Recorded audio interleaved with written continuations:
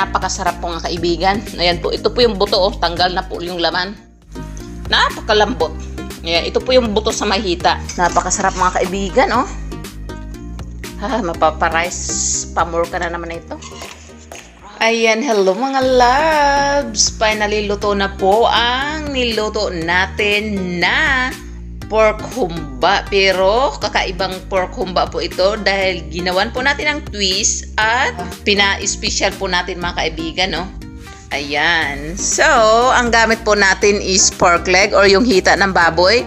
Kaya naman, ang taba is konti lang. Kaya po mga kaibigan, luto na po ang ating pork humba or pork hamonado. Ayan po mga kaibigan.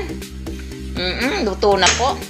Ito po ang laking buto. Sinamak ko po yung buto. Ang lambot na after 2 hours.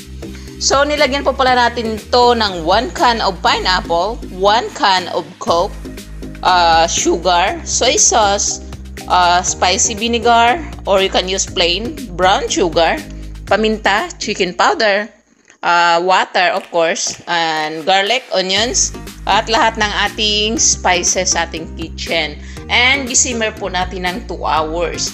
After 2 hours, ito na po siya mga kaibigan. Napakasarap na po. Ayan, oh. Grabe, ang sarap mga kaibigan. Lambot. Nilagyan pala natin ng tanglad mga langga. Ayan, kasi marami tayong tanglad sa gilid ng bahay. Ayan, kasarap na nito. Grabe siya. More on laman siya mga kaibigan. More on laman. Grabe, napakalambot. Full of the bone na talaga mga kaibigan. Yan, oh. Yan po, malaman po siya mga kaibigan. Pag hita ang ginamit nyo, hita ng baboy, wala po siyang taba masyado. Kunti lang po. More on balat, tendon, at laman. Yan po, napakasarap mga kaibigan. Ang special humba.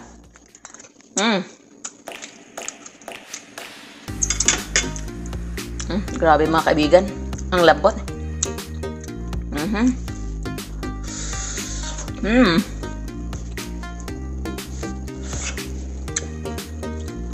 Super lambot. Kain po. Pero, tikim lang ako dahil alauna na dito ng gabi, no? Ay, 12:40 na. Pagkain ko to bukas. Sarap mga kaibigan. Tanggal na po yung laman. Yan, oh. Grabe. Tanggal na po mga kaibigan, oh. Napakalambot. Ayan, ito po yung buto sa mahita. Ayan. Napakasarap mga kaibigan, oh. Mapaparice pamor ka na naman ito.